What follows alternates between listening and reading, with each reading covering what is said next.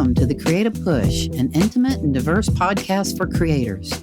Here, artists and makers of all kinds share tips, knowledge, advice, and inspiration that you can learn from. I'm your host, Sherry O'Neill, a photographer, artist, and educator. This podcast is part of my Learn and Create platform, helping artists further their education through creativity, art, and business. Hey, Kurt, welcome to The Creative Push. I'm glad you're here, and welcome to the Bands at the Barn. It's a great spot. Thanks for having me. So tell me a little bit about yourself and why you chose music as a creative path. I think music chose me. I was 2-3 years old, learning how to talk, and I was singing to whatever my dad was playing around the house. He's a music lover, so when I was 4, he started me on classical piano lessons. And I did that for 15 years, 3 hours a day, every day, all the state competitions. I went to high school for it, at least for the first half of freshman year. But music has always just been in my blood. I grew up in Boca Raton, Florida. And then when I was a freshman at Florida State in 2012, my parents moved to Vero Beach, Florida. So about an hour and a half up the road. And did you do music all through high school? I did. I was in the jazz band. I played all my classical piano stuff. But high school is when I kind of pivoted a little bit more towards singing, playing guitar. I taught myself how to play guitar.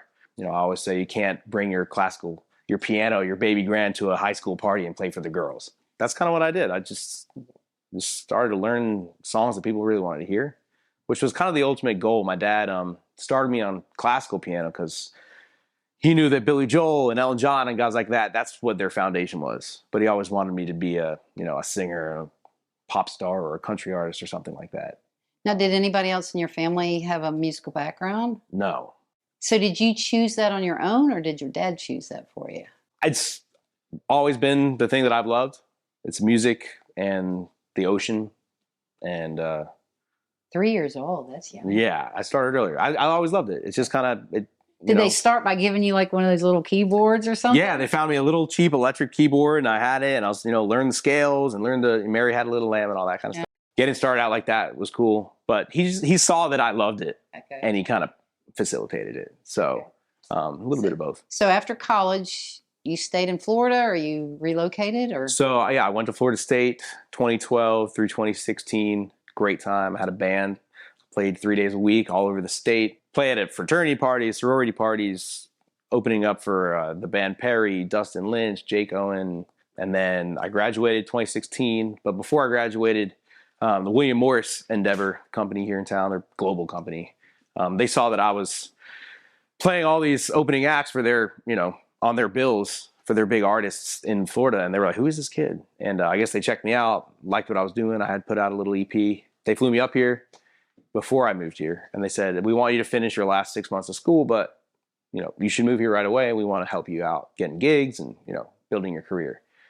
So I moved here probably not even a month after I graduated. Drove on up, and I've been here ever since. And so that was 2016. You relocated to Nashville. Yep. What kind of ride has that been since you've been here? It's been great. I mean, well, there's ups and downs. I got to say there's ups and downs. It hasn't been as easy as I thought it was going to be when I wasn't even here yet, and I had the biggest booking agency in the world telling me that to move here and that they're going to help me and book me and do all this stuff. And they did a lot of that. I had a pretty good trajectory, and then COVID came around. And they pretty much stopped dealing with up-and-coming artists. It was a really tough time for them, for any booking agency. They couldn't do anything. Since then, I've been kind of more on my own, writing a lot more, recording a lot more.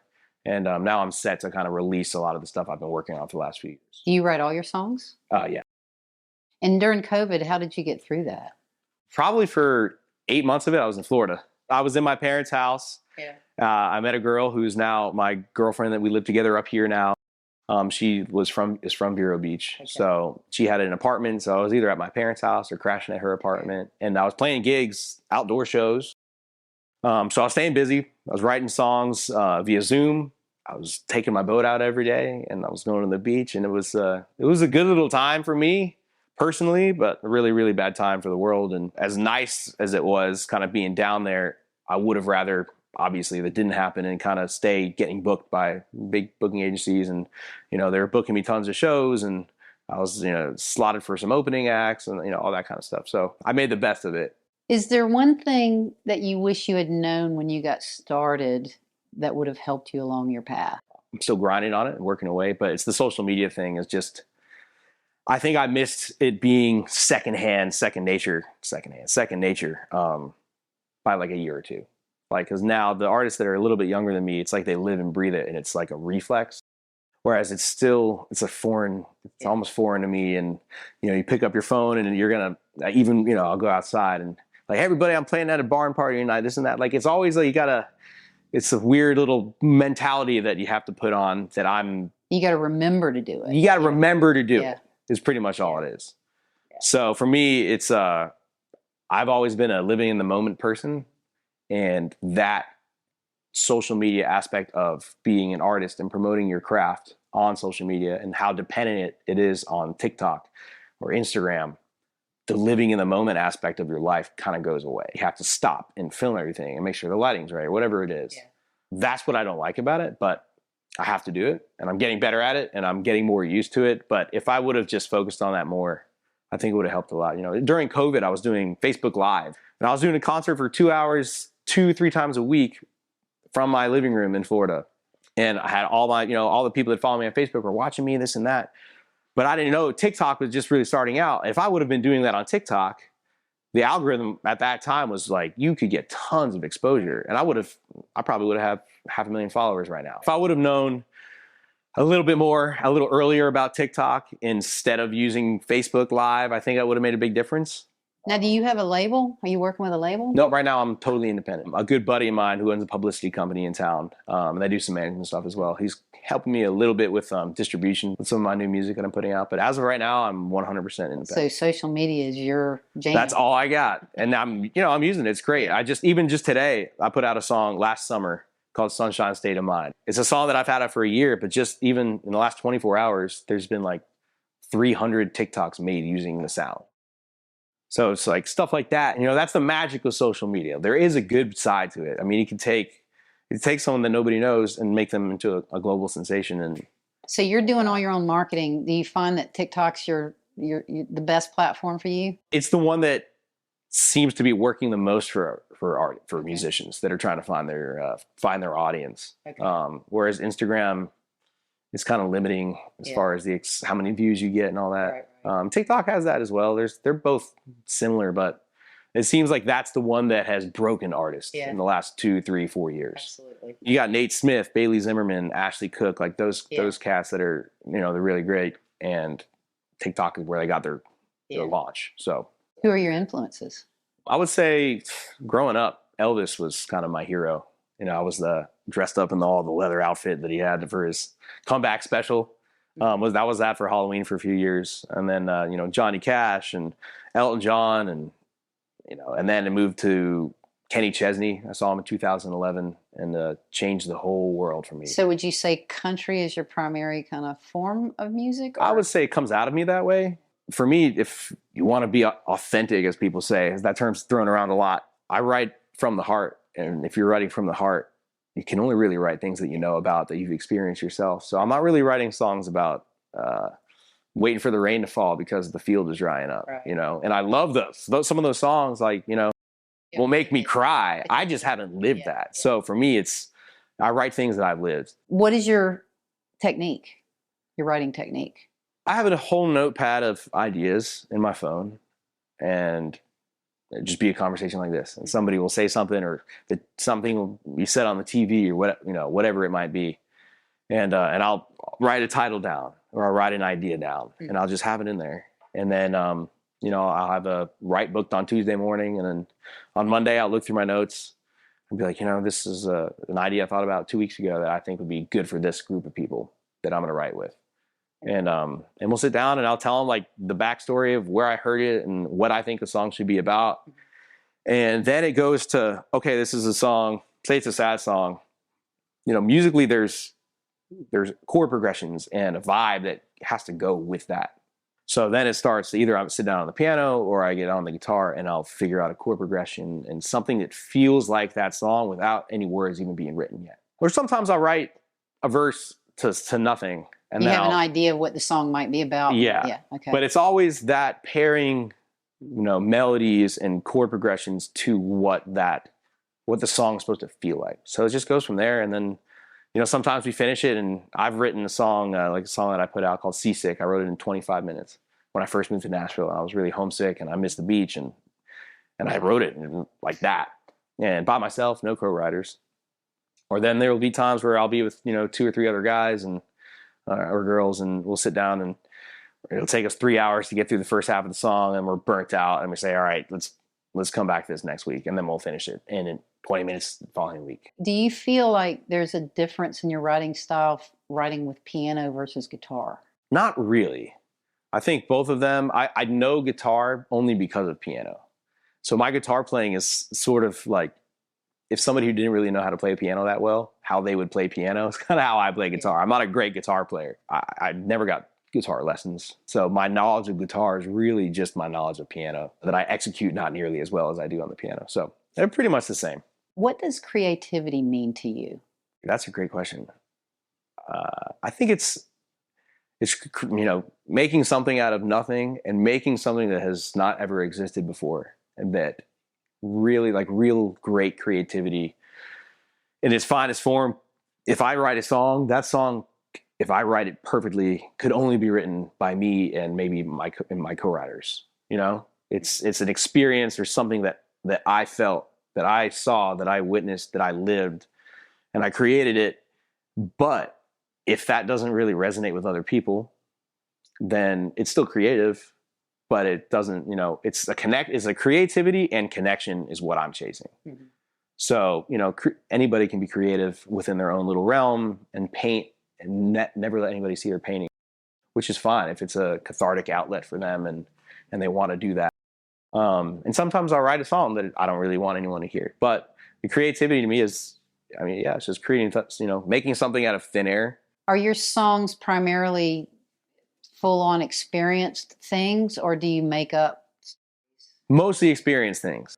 I do make up some stories. I say there's a song that I'll play later tonight called Sandcastle that I say I haven't lived it yet, and I hope I never do. But it's about a guy who moved to Miami and got a little beach bungalow with his wife, and they thought they were living the dream life, and he was fishing every day and whatever, and then she wanted a divorce and ended up taking his rods and his boat from him. So I say I haven't lived it, but I hope I never do. But it's a man's worst nightmare. It's a man's worst nightmare. So I could imagine that happening, but there's a few of the songs like that. But most of my songs are things I've experienced or things I've said or overheard that that I could personally relate to. Right. And I feel like that's just that's my way of connecting with people. Because if you do write a good song that people can relate to, that's the goal, really. If you're going to be a commercial act. What inspires you or motivates you? Like, what is it that when you get up out of bed every day, because it's hard being self-employed and doing your own thing. What is it that you find kind of gives you that spark? I could make it short, but I have a life event that happened when I was 15 with music that kind of set me on this path. My mom's, one of her best friends was this woman, Terry, and her daughter, Kelly, was my little sister's best buddy. And she was a single mom. She'd bring Kelly over, and she would sit there and have a glass of wine on the couch. And as the girls were playing, I'd be practicing piano, and she would just sit on the couch and listen to me. And that was right when I started teaching myself how to sing, and I was playing some pop songs in addition to Beethoven and Chopin and all that stuff. And she was the first person besides my parents that were like, Kurt, you're so good. You're going to be so great. Just keep it up. Like, I know you're such a great singer. And she'd come over, a couple times a week and just listen. And she had cancer, and she beat it. And then it must have came back and nobody knew. And she was like one of these life of the party ladies that just like, positivity oozing out of her. Mm-hmm. And I guess, I don't know. I don't know if she didn't want the pity or didn't want anyone to know, but she didn't tell anybody that she was getting really sick. And she came over one day, and I was on the piano bench, and she said, Kurt, come here. And I got up off the bench, and I went to the kitchen, and my mom was in the corner crying her eyes out. And I've never seen my mom cry like that, like maybe a couple times. So I was like a little worried. And I said, Terry, yeah, what's up? Like, what can I do? Like, do I need to walk your dog for you tomorrow? Like, how old were you then? I was 14 or 15. Mm-hmm. And she said, I got to ask you a huge favor. And I'm like, what's up? She goes, would you please do me the honor of singing at my service? And I'm like a kid. So it hit me hard. I was like, connected the dots. Like, wait, time out. Like, we're all crying. I'm like, of course, I don't know what to say. So she was really sick. She had a couple weeks. So I said, of course, anything for you. Like, I don't even know what to say. And so later that night, my dad and I were talking. We're like, we got to do something special. Like, let's write a song for her. So we sat down, and she loved Elton John. And Elton John wrote this beautiful song that Bernie Taupin Elton wrote, Candle in the Wind, about Marilyn Monroe.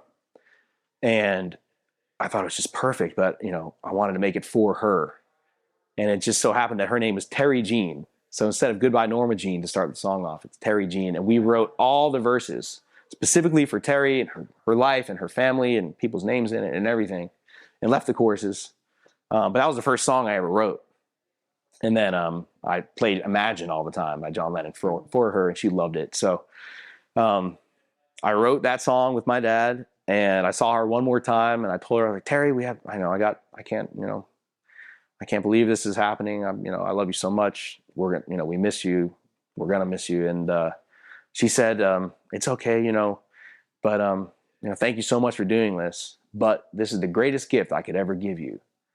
She said that to me, like on her deathbed, which I was like, I didn't know how to handle. I didn't know what she meant. I thought it was kind of like a weird thing to say. Yeah. Like, this is horrible. Like, you're one of our best friends. Right.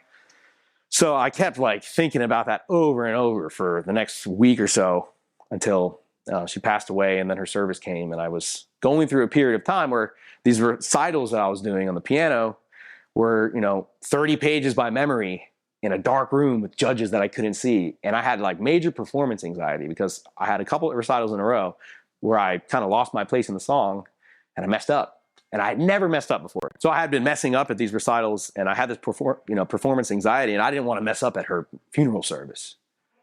So I was really nervous. I was practicing and practicing and practicing, and the day came, and we go to the church, and everybody from my neighborhood's there, mayor's there, the principal's there. It was one of these crazy, 700-person services. So it starts off, the preacher calls me up and says, Kurt's going to open the ceremony. He's going to play Imagine by John Lennon.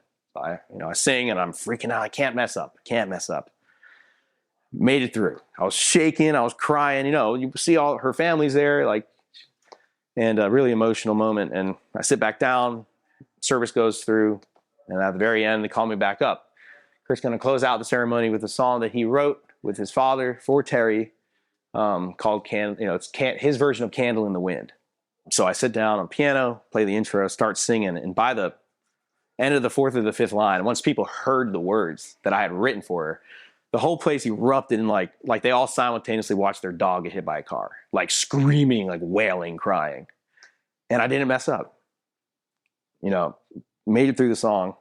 Afterwards, I was just like, the sense of relief was crazy. And then everybody came up to me. It was like, how did you do that? Like, number one, the words you wrote were amazing. Like, so powerful.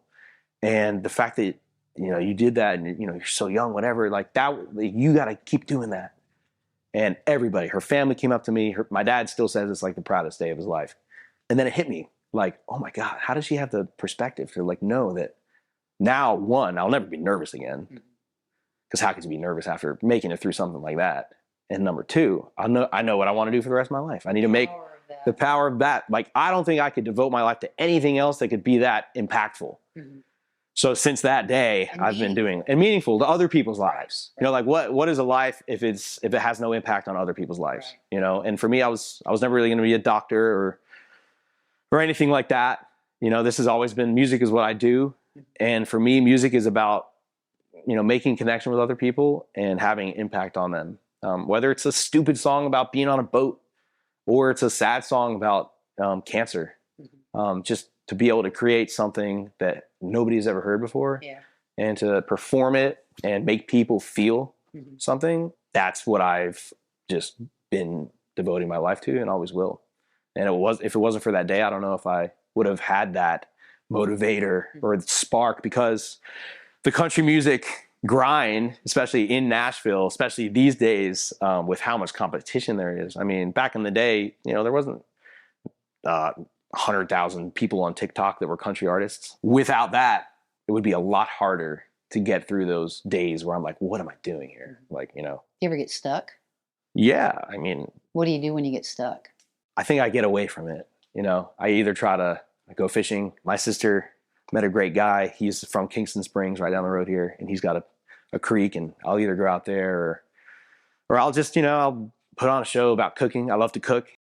So I'll make some bread, or I'll make some sourdough for my friends, or I'll make some pizza or some pasta, or open up a nice bottle of wine with my girlfriend. Like, I just get away from it. Yeah. Because, you have to have a balance. Right. If you don't have a life and everything is just music, music, music, music, music all day long, I feel like then what are you writing about? I know there are artists and writers in town that they can come up with stuff out of thin air, but like for me, I have always had to have like a work-life balance. And if I don't, it feels like my creativity suffers from it. So if I get stuck, I remove myself from it, and I won't even listen to music for that day. What do you see in your future? I see myself writing songs that are improving every time I write. I see my network of co-writers growing. I see tours around the world. Will you stay in Nashville for a while? Oh yeah, for sure. I'll always have a place here. I feel like I'll probably ultimately want to raise my kids in Florida, where I'm from. Aside from music, the water, being close to the beach, and close to my family as well is like super important to me. I want my kids to be raised with a little boat and to catch a snook in their backyard, to be able to go surfing after school. Like, that's just really important to me. So my goal is to kind of, have enough success by the time that happens that I can be back and forth. And maybe have a place down there where I have, a guest house, and I can fly my co-writers in, and we'll have a studio there. And, who wouldn't want to fly away from Nashville for a weekend to go to the beach and write with Kurt, So that's the goal. I mean, just be a national country star, singing songs, writing songs, and going around, connecting with people. It's never really been about like fame for me, because, you see some of the most famous people in the world, and how happy are they? Yeah. Like I want to find happiness, and my happiness comes from connecting with people. And, maybe it's all culminated from that moment at the funeral service, but that's my happiness, comes from singing something, even if it's a cover song, and then having someone come up to me with tears in their eyes, crying, like, I'm so happy you played that. That was my dad's favorite song. Whatever. Like, just connecting with people like that transcends money, fame, power, anything. So for me, I'd rather chase that than, and obviously if those other things come along with it, then great, set my kids up for a good future, and, take care of my family and whatever. That's great. Is there anything you want to learn that you haven't learned yet? I'd like to become a better piano player, because I put so much time into it for 15 years, 2 or 3 hours a day. And over the last 7 years being here, I have just focused so much on writing and recording and playing out live, that I've kind of neglected my daily piano practicing. So that's something that, like, I'm a little embarrassed of, whereas I used to be able to just sit down and play for 3 hours classical music. Like right now, I don't know what I could play classical that, entertain people for a while. So I'd like to find the time, or manage my time a little bit better, to be able to get back to doing that. Because I think that's a beautiful thing, and that music is timeless, and I love it, So you said that you primarily market your work through social media. Yeah. Is there any advice that you could offer someone starting out on a creative path such as yours? You have to find something that you truly love, whether it's, visual arts and you're painting and we're doing photography, or if you want to do music, if you want to write songs and do what I'm doing and chase a dream, being whether it's a country artist or, R&B or anything, you have to love it, because it's hard and it's so competitive. And there's so many days where, like say TikTok, I'll work for like an hour on this video that I thought was really great, and I pasted all these things together, and I aligned up the audio and everything, and then like it'll get 100 views, and then it's like it's depressing. And there's a very, very small amount of people that are creators that will ever be profitable. I mean, how many major country artists are there? How many country artists are there that are actually making a living, that could pay for their mortgage and their insurance on their car and their everything? Like, I don't know, less than 150? Yeah. And think about how hard it is to be a baseball player. There's 40 guys and there's 30 teams. Like, 1,200 people. What we glamorize is such a narrow it's so much more narrow than the most narrow things. So you have to be willing, if you're going to chase the dream and try to make it a profession, you have to be okay with the fact that it might not ever happen. And the threat of that should not be enough to stop you from doing it. You should have to do it. Like if I didn't make music, I would be miserable. If you don't feel that way about it, then you should probably do something else. Where can people find your work? Everywhere. Amazon, you could tell Alexa, hey, Alexa, play Kurt Stevens. Spotify, Apple, YouTube, Vivo, CMT.com has some of my videos. Pretty much anywhere you can find music digitally, I'm there. My website's kurtstevensmusic.com. My social media handles are Kurt Stevens Official. And yeah. Thank you so much, Kurt, for doing the interview. I really appreciate your time.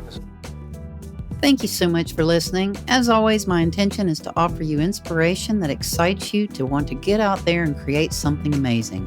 Be sure to check out some of the other episodes, and if you like what you've heard, please help spread the word. Give this a thumbs up, subscribe, follow, and share with others. There's more information in the show notes, including links to other great stories, tips, and resources. Drop me a message or comment at any time, and I hope you will sign up to be a part of this creative tribe.